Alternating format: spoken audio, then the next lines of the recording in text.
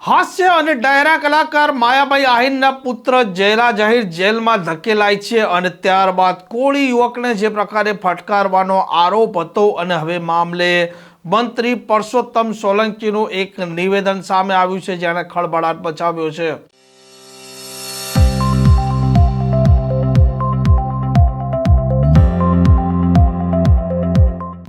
નમસ્કાર, આપ જોઈ રહ્યા છો હોટલાઇન ન્યૂઝ અને હું છું આપણી સાથે તોફિક ગાંચી। ભાવનગરમાં જે પ્રકારે આ બગદાણાના યુવક કોળી યુવક નવનીત બાલદિયાને ફટકારવામાં આવે છે, અસામાજિક તત્વો જીવલેણ હુમલો કરે છે અને ત્યાર પછી આ નવનીત બાલદિયા આરોપ લગાવે છે કે તેમના પર જીવલેણ હુમલો કરવા માટે ષડયંત્ર રચનાર અન્ય કોઈ નહીં પરંતુ હાસ્ય અને ડાયરા કલાકાર માયાભાઈ આહિરના પુત્ર જયરાજ આહિર છે અને જયરાજ આહિરના ઇશારે તેમના પર હુમલો થયો હતો અને આ મામલે સીટ અલગ અલગ દિશામાં તપાસ કરે છે, નિવેદનો નોંધે છે અને અંતે જયરાજ આહિરની ધરપકડ કરી લેવામાં આવે છે અને અત્યારે જયરાજ આહિર જેલમાં છે। અને હવે આ મામલા બાદ મંત્રી પરસોત્તમ સોલંકીનું એક નિવેદન સામે આવ્યું છે જેણે ખળભળાટ મચાવ્યો છે, જેમાં તે કહી રહ્યા છે કે સમાજ માટે દંડો ઉઠાવવાની જરૂરિયાત ઊભી થાય તો પરસોત્તમ સોલંકી દંડો પણ ઉપાડશે અને તમારે જ્યારે ખેલ કરવો હોય ત્યારે મારી પાસે આવી જજો।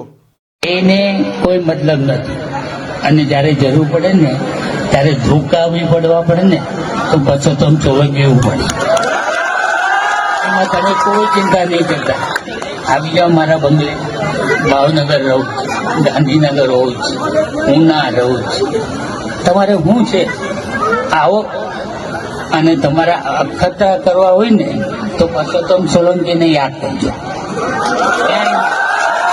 બધા ભાષણો કરતા હોય પણ એ માનું નથી, મને નથી આવડતું, કેમ કે રાજકારણ તો બધા કરતા હોય, રાજકારણ કરે મારે અહીંયા તમારે ક્યાં મત લેવા આવવાના, મારે હું પણ મારો સમાજ, મારો દુઃખી આત્મા થાય ને તો હું સમાજને જોતો અને અમે એ ભગવાન અને માતા પ્રાર્થના કરું।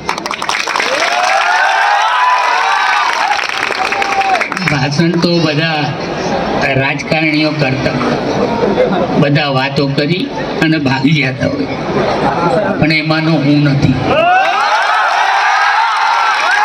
જરૂર પડે ને ત્યારે ધોકા દેવા પડે ને તો હું ધોકાઈ દઉં, કોઈ નહીં, મને કોઈ મર્યાદા આવતી નથી, હું કોઈ રાજકારણ કરતો નથી, રાજકારણ આવડતું નથી, હું દુઃખીને આમે દુઃખી, સુખીને આમે સુખી, મેં જે જિંદગી જોઈ ને એવી તમને કોઈને ભગવાન ના આપે, હંમેશા શાંતિમય જીવો એ ભગવાન અને માતા હું પ્રાર્થના કરું જ। અહીંયા વેલણ મુકામે આ સમૂહ લગ્નમાં હું તો આજે મને 38 વર્ષ થઈ ગયા સમૂહ લગ્ન કરતા કરતા, કેમ કે આપણી બહેનો દીકરીઓને મેં જોઈ એ લોકોના જે દુઃખ હતા ને હું જોતો। આજે ભગવાનની મહેરબાની કે આપણી બહેનો દીકરીઓ તો સુખ શાંતિથી જીવે છે, પણ અહીંયા જે દીકરીઓ પરણે છે એના મા બાપને અને એના સસુરાલ મારા તરફથી એક જ નમ્ર અપીલ કે આ દીકરીઓ પરણે ને એ તમારી દીકરીઓ, એટલે એને કોઈ દુઃખ નહીં આપતા।